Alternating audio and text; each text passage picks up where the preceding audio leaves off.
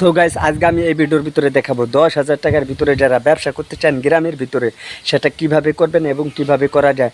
এরকম একটি গ্রামের ভিতরে যদি আপনি মাত্র 10,000 টাকা দিয়ে যদি একটি ব্যবসা করতে চান, আজকে এই ভিডিওতে কলম বিষয়টি একদম ক্লিয়ার করার চেষ্টা করব। কিভাবে ব্যবসা করবেন, কিভাবে মাল উঠাবেন এবং কিভাবে কাস্টমারের সাথে লেনদেন করবেন, বিষয়টি একদম ক্লিয়ার করার চেষ্টা করব।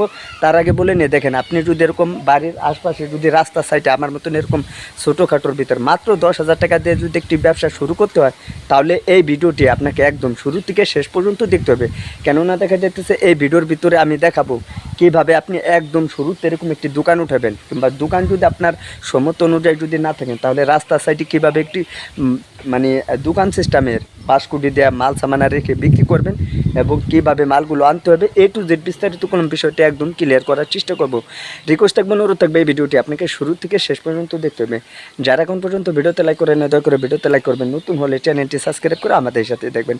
তো বন্ধুরা, বেশি কথা বলবো না, চলুন ভিডিওটি শুরু করা যাক। এখন কোনো বিষয়টি একদম ক্লিয়ার করার চেষ্টা করবো। ওকে, দেখেন ফাইনালে আসা যাক। এরকম একটি যখন আপনি দোকান দিবেন, সেই দোকানটা দিতে হলে দেখা যেতেছে আপনাকে কয়েকটা বিষয় মাথায় রাখতে হবে। এরকম একটি দোকান যদি আপনাকে শুরু থেকে দিতে হয়, আপনাকে দেখা যেতেছে এরকম আপনার বড় একটি ঘর তুলতে হবে, কিন্তু আপনার তো পুঁজি 10,000 টাকা, এবং সেই পুঁজির ভিতরে 10,000 টাকা দিয়ে যদি আপনি একটি ঘর তুলতে যান, তাহলে তো আপনার 10,000কে 20,000 টাকা ঘরের পিছনে লেগে যাবে, তাহলে তো হলো না, তাই না? তো আমি আপনাদেরকে বলবো যে আপনারা এই ভিডিওটি একটি দেখতে থাকুন।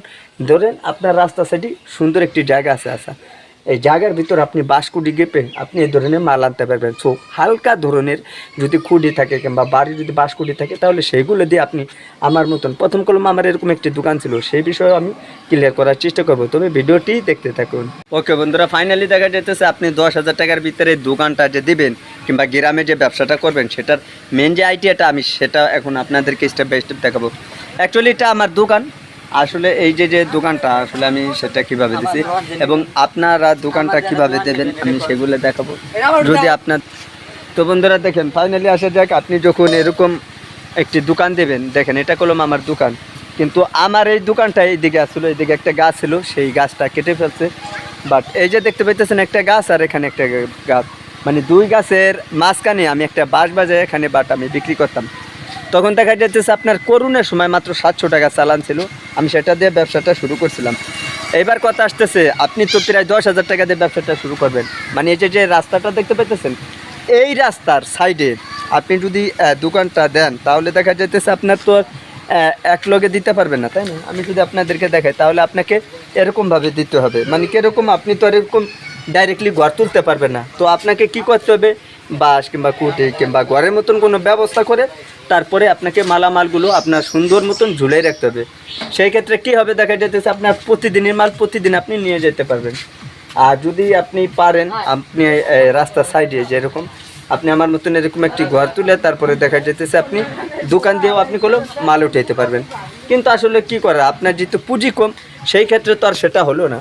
দেখা যেতেছে আপনার এই দোকানের পাশে এই সাইডে যদি জায়গা আপনার বেশি রকম পরিমাণ হয়, আপনার যদি অতটুকু সমর্থন মনে হয়, তাহলে আপনি একটি ঘর তুলে ব্যবসা করতে পারবেন এবং দোকানে মাল উঠাইতে পারবেন। আমি আবারও বলতেছি, আর যদি সেটা যদি সম্ভব না হয়, তাহলে দোকানের সাইডে কোনো বাঁশ খুঁটি দেওয়া কিংবা আপনার মাচল সিস্টেমে দেওয়া কিংবা চৌকি সিস্টেমে দেওয়া বস্তা মানে ডোপ সিস্টেমের প্রতিদিন মাল আপনি এই ধরনের মাল প্রতিদিন আপনি আনবেন, আবার প্রতিদিন আপনি বাড়িতে নিয়ে যাবেন।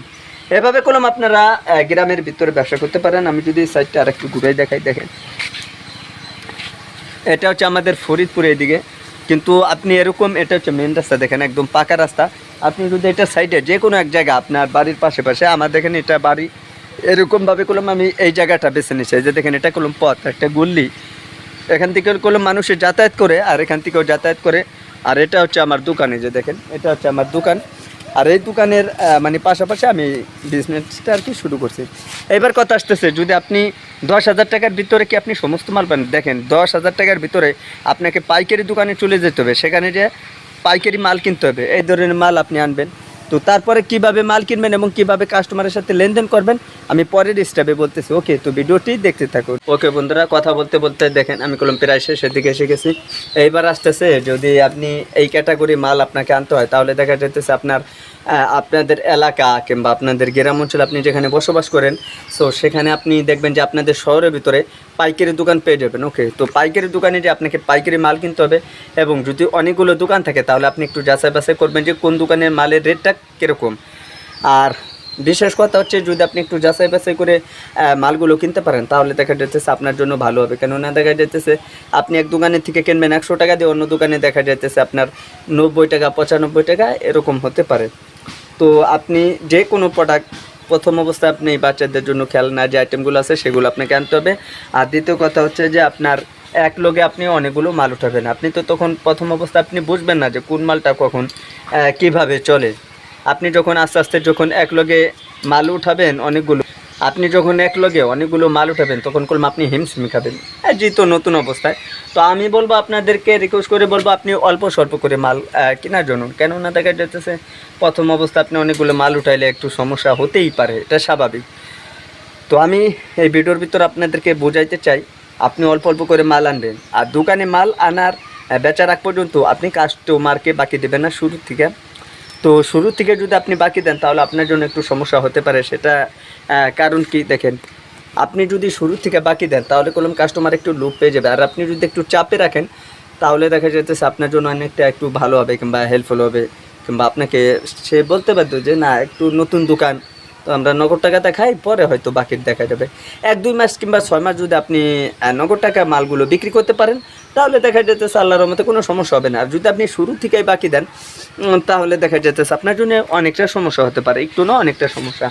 গ্রামে বেশিরভাগ দোকান টেকে না হচ্ছে আপনার বাকির কারণে। এগুলো আমরা প্রায় ক্ষেত্রে দেখি যে অনেকে আছে কোনো অনেক ধরনের বাকি দিয়ে ফেলেন, যার কারণে লাস্ট টাইম দোকানটা টেকে না। এই যে আপনি আমার যে দোকানটা দেখতে পাইতেছেন, আমি যে এতটা পরিশ্রম করি কিংবা এতটা কষ্ট করি, মাঝে মধ্যে কলম আমি বাইরে থেকেও টাকা এনে ইনভেস্ট করি, বাট আপনি যখন দোকান চালাবেন শুধু খালি দোকানের থেকে যে আপনাকে, যদি আপনার বেশি রকম পুঁজি থাকে তাহলে দেখা যেতেছে আপনি টিকে থাকতে পারবেন। অল্প পুঁজি যদি নিয়ে নামেন তাহলে আপনাকে নগদ টাকা বিক্রি করতে হবে, আর বাকি দিলে আপনি শেষ। একটা কথা বলে রাখি, বাকি দিলে কলম আপনি টিকায় থাকাটা আপনার জন্য অনেকটা কষ্টর ব্যাপার হয়ে দাঁড়াবে। আপনি বাকি না পারতে কাউকে দিবেনই না, বাকি দেওয়াটাও সম্ভব হয় না। অনেক ক্ষেত্রে মানে দোকানদার একটু পাগলের মতন হয়ে যান যে বাকি দিতে দিতে শেষ। তো আমি আপনাদেরকে একটা কথাই বলতে চাই, যারা ব্যবসা করবেন আপনারা করতে পারেন, কোনো অসুবিধা নাই। তো সবসময়ের জন্য আপনারা খেয়াল রাখবেন যেন বাকি থেকে সাবধান, বাকি যেন না যায়। এই বিষয়টা যদি আপনারা খেয়াল করতে পারেন এবং লক্ষ্য করতে পারেন তাহলে দেখা যেতেছে আপনার জন্য অনেকটা হেল্পফুল হবে। আর সর্বোপরি কথা হচ্ছে যে দোকানে সুইচ নাট লাগা, এটা হচ্ছে অনেকে আছে দেখবেন হাত দিয়ে মাল নেয়। তারপরে দেখা যেতেছে মানে আপনার ইচ্ছাকৃতভাবে ওই দেখা যেতেছে আপনাকে কোনো জিনিস না বলেই নিয়ে চলে গেল, কিংবা আপনি দিতেছেন একটা সে আর একটা নিয়ে গেল। অনেক ক্ষেত্রে মাল চুরি হয়ে যাওয়ার সম্ভাবনা থাকে, সেটা থেকেও একটু বিরতি থাকবে। তো সব মানুষ তো আবার এক পদের না, একজনে মনে করেন যে একটা জিনিস খাইয়ে আপনাকে টাকা দেবে, কত কাস্টমার আছে আপনাকে খাইয়ে টাকাও দেবে না, আপনাকে ওই 2, 4, 5 টাকা 10 টাকা সে মেরে খাবে। এটাই স্বাভাবিক, আমি দেখছি এরকমটা হয় অনেক ক্ষেত্রে। অনেকে আবার প্রশ্ন করতে পারেন, মেয়ে আপনি কি জানেন? হ্যাঁ ভাই আমি জানি, কতজন আছে ভাই খাইয়ে টাকা দেয় না চলে যায়। এইগুলো আমরা দেখি, আমাদের সাথে এরকম ঘটনা ঘটে গেছে, যার কারণে আর কি আমরা এতটা শিওর হয়ে বলতেছে। অনেকে আবার বলতে পারেন তাহলে আপনি এতটা শিওর কীভাবে বলেন? আমাদের সাথে এই ধরনের ঘটনা ঘটছে, সেই জন্যই আজকে এই নিয়ে ভিডিও দেওয়ার ছিল। ভিডিওটি যদি ভালো লাগে অবশ্যই ভিডিওতে একটি লাইক করবেন, নতুন হলে চ্যানেলটি সাবস্ক্রাইব করে আমাদের সাথে থাকবেন। তো বন্ধুরা আজকে এই ভিডিওটা এখানে শেষ করে দেবো। সবাই ভালো থাকবেন, সুস্থ থাকবেন, পরবর্তী ভিডিওতে দেখাবে। আল্লাহ হাফেজ।